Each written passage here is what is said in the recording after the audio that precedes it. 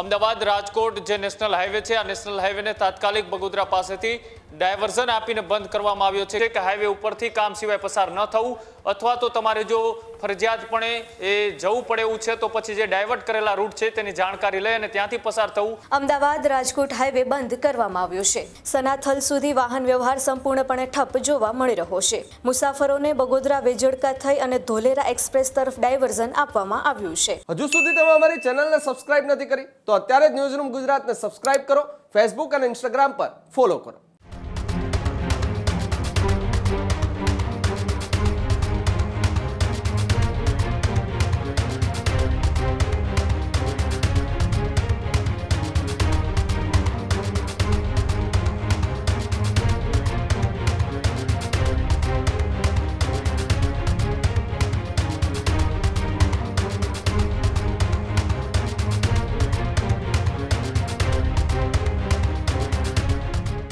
અને સમાચારમાં વિગતવાર વાત કરીએ તો અમદાવાદની અંદર ગઈકાલથી ભારે વરસાદ જોવા મળી રહ્યો છે, જેના લીધે ભારે વરસાદના કારણે અમદાવાદ રાજકોટ હાઈવે બંધ કરવામાં આવ્યો છે. બગોદરા ખાતેથી ડાયવર્ઝન આપવામાં આવ્યું છે. બાવડા પાસે પૂરના કહેર વચ્ચે અમદાવાદ રાજકોટ હાઈવે બંધ કરવામાં આવ્યો છે. બગોદરાથી સનાથલ સુધી વાહન વ્યવહાર સંપૂર્ણપણે ઠપ જોવા મળી રહ્યો છે. ગેલોપ્સ પાર્ક પાસે પૂરના પાણીમાં 900 લોકો ફસાયા હતા તેવી માહિતી પણ સામે આવી છે. પોલીસ અને એસડીઆરએફનું યુદ્ધના ધોરણે રેસ્ક્યુ ઓપરેશન પણ ચાલુ કરવામાં આવ્યું છે. મુસાફરોને બગોદરા વેજળકા થઈ અને ધોલેરા એક્સપ્રેસ તરફ ડાયવર્ઝન આપવામાં આવ્યું છે. ભારે વરસાદથી હાઈવે પર ગંભીર સ્થિતિ પણ જોવા મળી રહી છે, જેના લીધે તંત્ર પણ એલર્ટ મોડમાં જોવા મળી રહ્યું છે.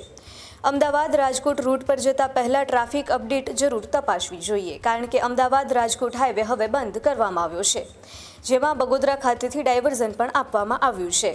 બાવડા પાસે પૂરના કહેર વચ્ચે અમદાવાદ રાજકોટ હાઈવે બંધ કરવામાં આવ્યો છે. અમદાવાદની અંદર ગઈકાલથી ભારે વરસાદ જોવા મળી રહ્યો છે અને ગઈકાલથી જે ભારે વરસાદની સ્થિતિ સર્જાઈ છે, જેના લીધે અમદાવાદ રાજકોટ હાઈવે જે છે એ બંધ કરવામાં આવ્યો છે અને બાવડા પાસેથી ડાયવર્ઝન પણ આપવામાં આવ્યું છે. હાઈવે બંધ થતાં ઘણા લોકોને ભારે મુશ્કેલીનો સામનો પણ કરવો પડી રહ્યો છે. ત્યારે આપણી સાથે વધુ માહિતી માટે કૃણાલ જોડાયા છે. કૃણાલ, જે રીતે ગઈકાલથી ભારે વરસાદ અમદાવાદની અંદર જોવા મળ્યો છે અને ભારે વરસાદને કારણે અમદાવાદ અને રાજકોટનો જે હાઈવે છે તેને બંધ કરવામાં આવ્યો છે. બિલકુલ, જે રીતના એ હવામાન વિભાગ દ્વારા આગાહી કરવામાં આવી હતી અમદાવાદની અંદર અને સાથે સાથે દક્ષિણ ગુજરાતની અંદર જે વરસાદ પડ્યો તેના કારણે અનેક હાઈવેના જે રસ્તાઓ છે તે બંધ કરવાની નોબત આવી હતી. એ જ રીતના ગઈકાલ બપોર પછી જે વરસાદ છે તે અનરાધાર વરસી રહ્યો હતો, તેના કારણે હાઈવે ઉપરથી પસાર થતા વાહનોને ખૂબ ભારે મુશ્કેલીનો સામનો કરવો પડી રહ્યો હતો. બીજી બાજુ અમદાવાદ રાજકોટ જે નેશનલ હાઈવે છે, આ નેશનલ હાઈવેને તાત્કાલિક બગોદરા પાસેથી ડાયવર્ઝન આપીને બંધ કરવામાં આવ્યો છે, કેમ કે હજારો વાહનો રસ્તા ઉપર અટવાયા હતા.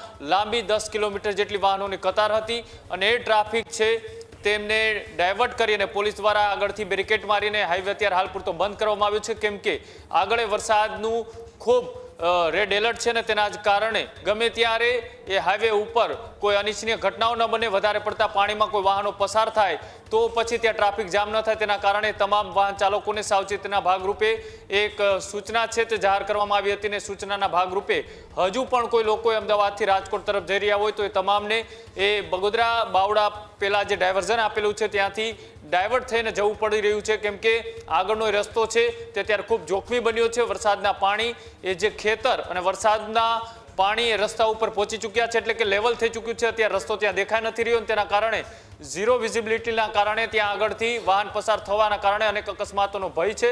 તેના જ કારણે તંત્ર અને જે આરએનબી ડિપાર્ટમેન્ટ છે, માર્ગ અને મકાન વિભાગ, તેમના અધિકારીઓ પણ અત્યારે ત્યાં સ્ટેન્ડ બાયમાં છે. તમામ લોકો ત્યાંથી જે પસાર થઈ રહ્યા છે તમામ લોકોને અત્યારે બીજા રસ્તાથી ડાયવર્ટ કરવામાં આવ્યા છે અને આ બંને વચ્ચે જે ગામડાઓ આવેલા છે તમામ ગામડાના લોકોને પણ સાવચેતીના ભાગરૂપે કોઝવે અથવા તો નીચાણવાળા વિસ્તારના રસ્તાઓનો ઉપયોગ ન કરવાની પણ સૂચના આપવામાં આવી છે.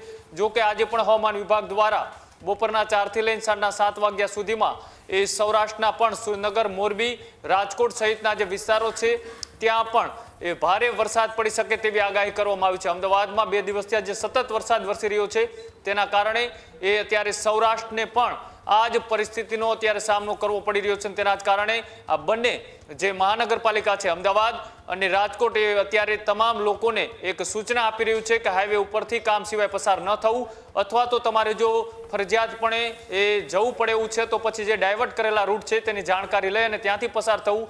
અમદાવાદથી રાજકોટ જતા તરફ જે બાવડા બગોદરાની પાસે જે ડાયવર્ઝન આપેલું છે ત્યાંથી લોકોને જવા માટેની અપીલ કરવામાં આવી છે અને રાજકોટથી અમદાવાદ આવતા એ તમામ લોકોને એ વાયા સુરેન્દ્રનગર થઈને જવા માટેની અપીલ છે તે કરવામાં આવી છે અને તેના જ કારણે અનેક વિસ્તારના હાઈવેના રસ્તાઓ બંધ થતા લોકો અત્યારે પરેશાની અને મુશ્કેલીમાં મુકાયા છે. જી આભાર કૃણાલ, જોડાવા બદલ અને માહિતી બદલ. ખેડૂત ભાઈઓ છે ખેતરમાં ડ્રોન ઉડાવતા હોય છે ત્યારે આપણે એક પ્રશ્ન સતાવતો હોય છે કે જે આપણે અત્યાર સુધી જીપીએસ ટેકનોલોજી વાળા ડ્રોન વાપર્યા છે, જેથી કરીને મોબાઈલ ટાવર છે અથવા તો હાઈ ટેન્શન લાઈન પસાર થતી હોય, કોઈ વૃક્ષો હોય, ત્યારે જે જીપીએસ ટેકનોલોજી વાળા ડ્રોન છે એમાં ટકરાય અને ટ્રેસ થાય છે. પણ એગ્રીઓન લાવ્યું છે GNSS ટેકનોલોજી ડ્રોન, જેથી કરીને એ ડ્રોન છે એ કોઈ જગ્યાએ ટકરાય નહીં, પોતાની રીતે જ ડિસિઝન લે છે અને મૂવ થઈ જાય છે, જેથી કરીને GNSS ટેકનોલોજી ડ્રોન છે એ વાપરવાનો આગ્રહ રાખો. અત્યારે જ ન્યૂઝરૂમ ગુજરાતની યુટ્યુબ ચેનલને સબસ્ક્રાઇબ કરો અને ઇન્સ્ટાગ્રામ અને ફેસબુક પર ફોલો કરો. અપડેટ રહો, સત્યની સાથે રહો.